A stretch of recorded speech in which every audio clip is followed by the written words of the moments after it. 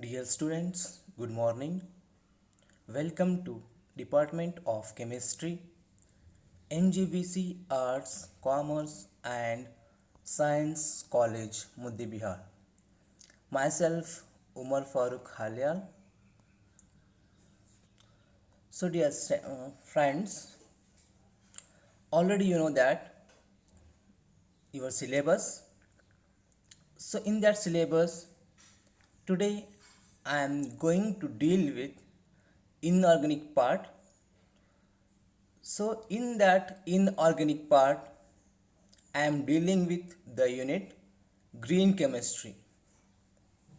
So this green chemistry including the points, the need for green chemistry and eco-efficiency, green methods, green products, recycling of wastes and 12 principles of green chemistry. So let us discussing what is meant by green chemistry. So green chemistry means it is the utilization of a set of principles that reduces or eliminates the use of generation of hazardous substances in the design, manufacture and applications of chemical products. So now we are going to point the next one, that is father of green chemistry. The concept of green chemistry, it was established by an agency, that is Environmental Protection Agency, and the term green chemistry is established by a named scientist Paul T. Anastas in the year 1991. So, in everyone students, they have question arises in your mind, why we are using this green chemistry, or what is the use of this green chemistry. So this green chemistry is undeniably a very prominent part of our daily lives. Chemical developments also bring new environmental problems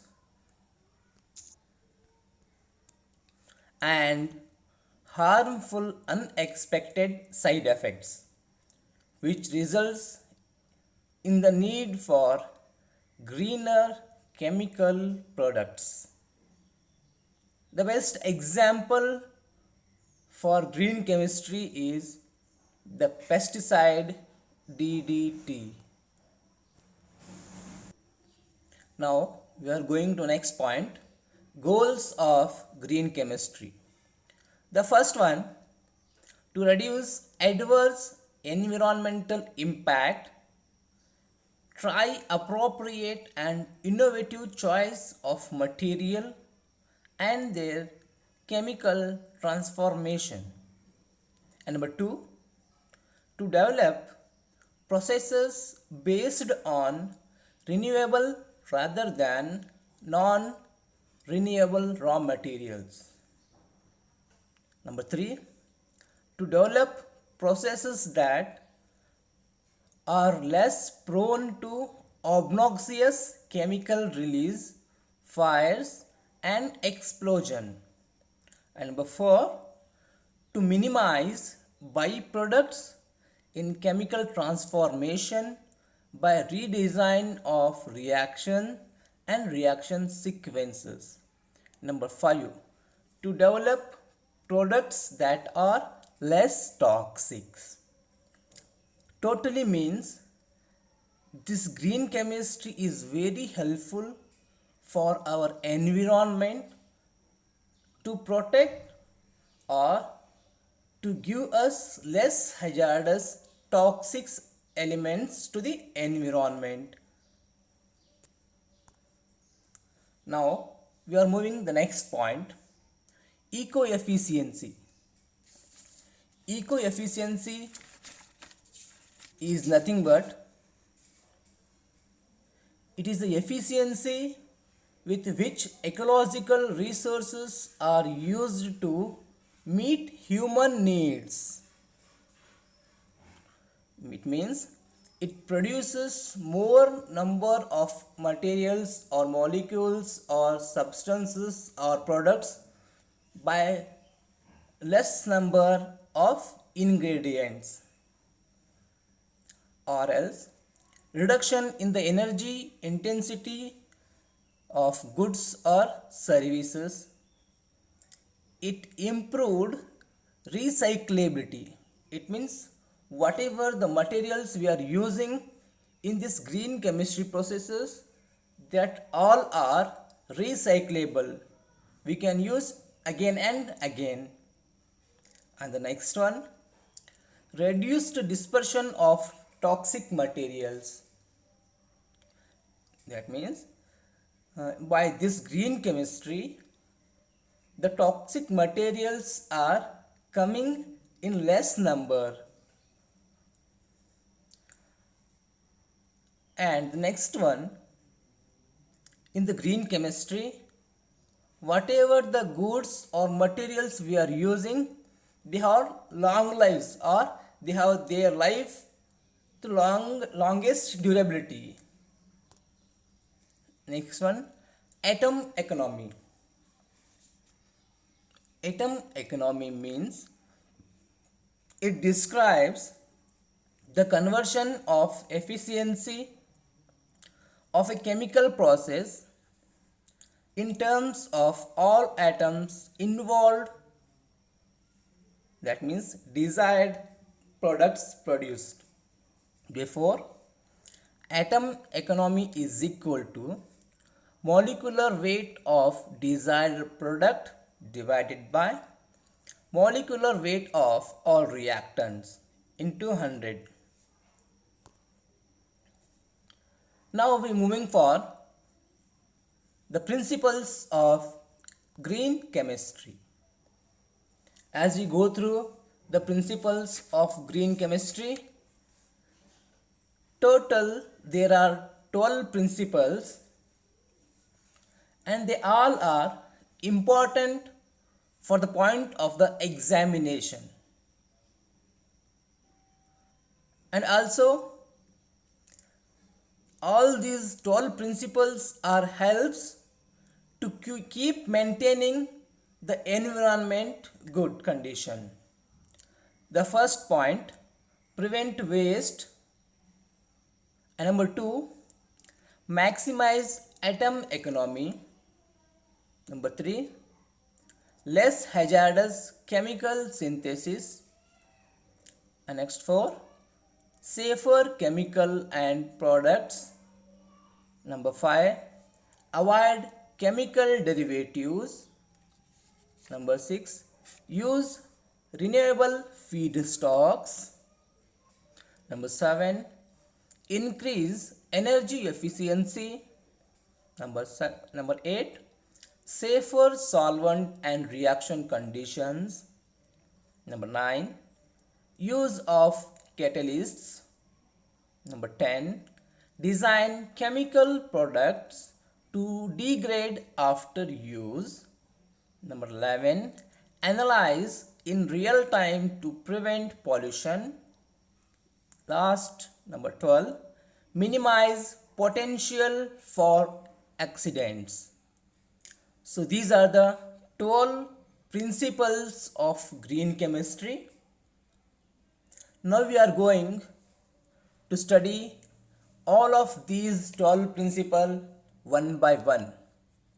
Number 1, prevention of waste or byproducts. it is better to prevent waste than to treat or clean up waste after it is formed. It is the first point. It means that so whatever we have to using in our day-to-day life,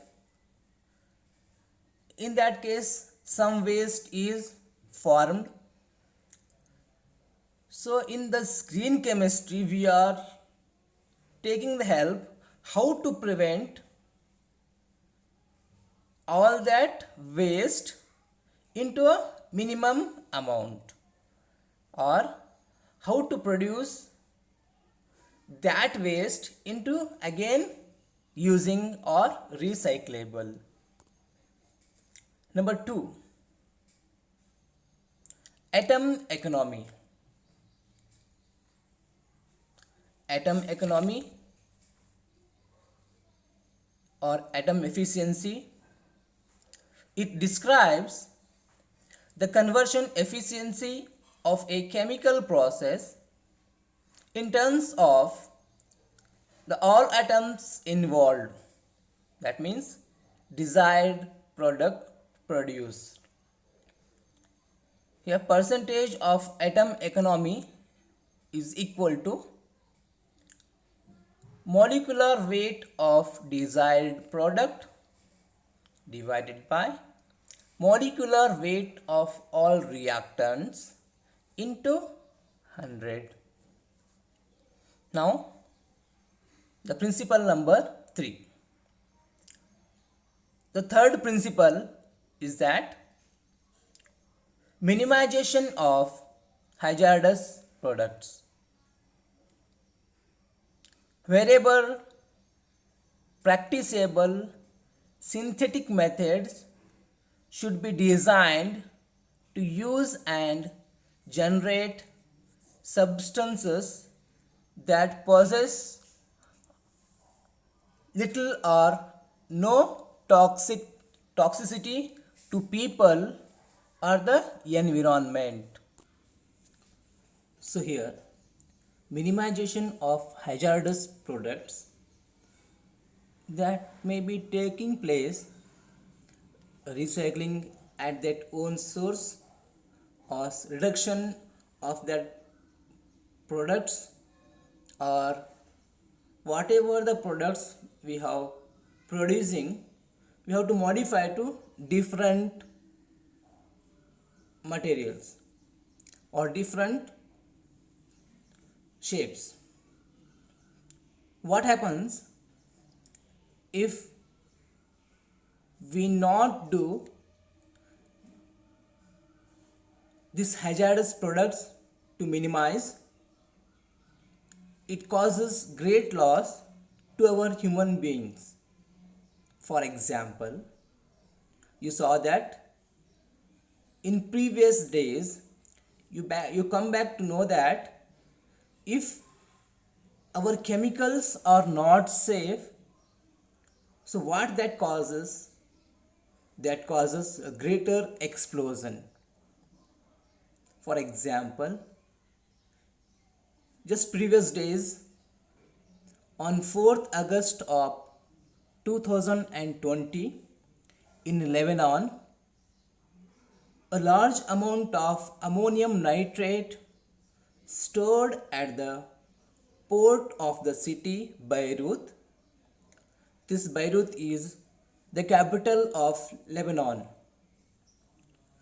So that ammonium nitrate is exploded. Because of that, it causes nearly 190 deaths and 6,500 people are got injured, and around 3 lakh people are homeless. So this ammonium nitrate stored explosion causes the minimum loss to that Lebanon country is about US dollar 10 to 15 billions. If we convert that in our Indian rupees, that may be near about 11,000 crores of loss, along with the several deaths, several people's injury, and the lots of people get homeless. Why? Because of only one reason, we are not procure that chemicals in safety. So this green chemistry helps to minimize all the hazardous chemicals to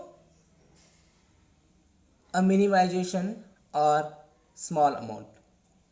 The next one, number 4, designing safer chemicals. So by this green chemistry method, we can produce the chemicals less hazardous or safer chemicals. Chemical products should be designed to affect their desired function while minimizing their toxicity. The next point, safer solvents and auxiliaries. The use of auxiliary substances, for example, solvents, separation agents, etc., should be made unnecessary wherever possible and innocuous when used. That means, by the help of this green chemistry, we have to produce safer solvents. The next point, desire for energy efficiency. Energy requirements of chemical processes should be recognized for their environmental and economic impact and should be minimized. If possible, synthetic methods should be conducted at ambient temperature and pressure. This is the sixth one. So these 6 points is about whenever we are going to produce the chemicals in our general way or traditional method, the energy is going to produce that chemicals or that materials is very high. But when we go through this green chemistry, the chemicals or the substances or the materials we are producing or manufacturing by this green chemistry method, they use a less amount of energy. That means the developing of the alternatives for energy generation, photovoltaic cells, hydrogen cells, fuel cells, bio-based fuel cells, etc.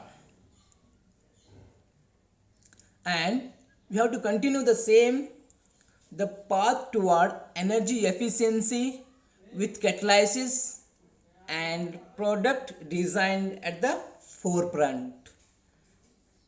Here, in some chemical reaction, we are using catalyst.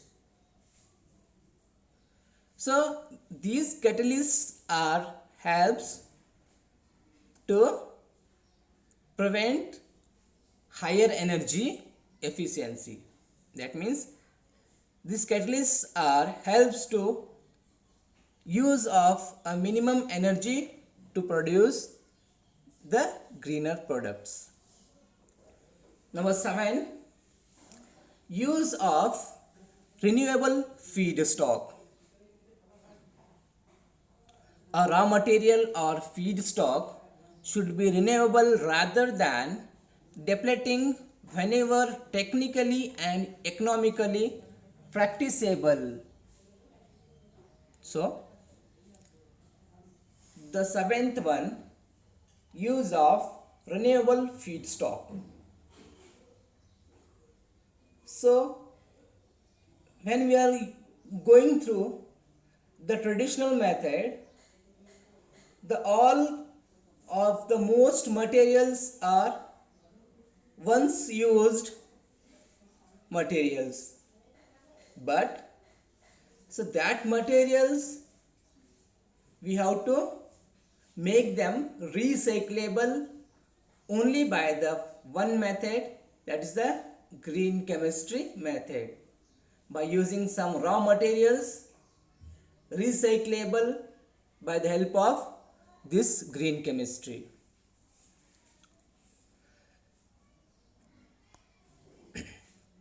The next one, reduce derivatives or byproducts. Here, unnecessary derivatization, that means use of blocking groups, protection, reproduction, and temporary modification of physical chemical processes should be minimized or avoided if possible, because such steps require additional reagents and can generate waste. The eighth point or eighth principle of the green chemistry, that is reduce derivatives or reduce byproducts. We saw that whatever in our chemical reaction we have taken reactants, so that reactants are undergoing some chemical processes by using different catalysts and different reagents. What happens? One product is obtained. So along with that one product, we got different byproducts. So all that byproducts are considered as waste in our traditional method. So but when we are going to manufacture or produce that same material by the use of same reactants only by the help of green chemistry, what happens? We are using same reactants, same procedure, but here the method is which one? Green chemistry method. So what happens? So whatever the byproducts or derivatives are coming, they are very less as compared to our traditional method of manufacture of any product. Here more derivative involve additional reagent that generate more waste product, that taking over more time, higher cost of products, hence it requires to reduce derivatives. Number 9, catalysis. Catalytic reagents are superior to stoichiometric reagents. For example, toluene can be exclusively converted into paraxylene, avoiding orthoxylene and metaxylene by shape selective zeolite catalyst. The ninth principle of green chemistry, catalysis. Here we are using some catalyst to get result very soon, and that gives us less byproducts. Number 10, designing of degradable products. Chemical products should be designed so that at the end of their function they break down into innocuous degradation products and do not persist in the environment. The 10th principle is about, by the help of this green chemistry we can produce degradable products. Whichever the unused chemicals are left somewhere in our laboratories, in our companies, etc., we have to use as degradable, like this method. Number 11, new analytical methods. Analytical methodologies need to be further developed to allow for real-time in-process monitoring and control prior to the formation of hazardous substances. This is the 11th method, that is analytical methodology. This technique helps to control or monitor whatever the reaction or manufacture of that product is ongoing real time. The last principle, 12th one, safer chemical for accident prevention. So analytical substances and the formation of a substance used in chemical process should be chosen to minimize the potential for chemical accidents, including releases, explosions and fires. Okay, the 12th one, safer chemicals for accident prevention. As I told that, the example of Lebanon, what happens there? The ammonium nitrate is exploded, that causes the very huge amount of loss to that country, along with the death of human beings. So this type of harm or toxic or explosion, they are not happen in our future. So we have to use only whatever the products using by the help of green chemistry. Okay, these are the 12 principles of green chemistry. This is very important for the point of the examination. So keep mind on it, and the remaining part of this unit, that is the green methods, and remaining part will be we have to see in our next class. Thank you friends.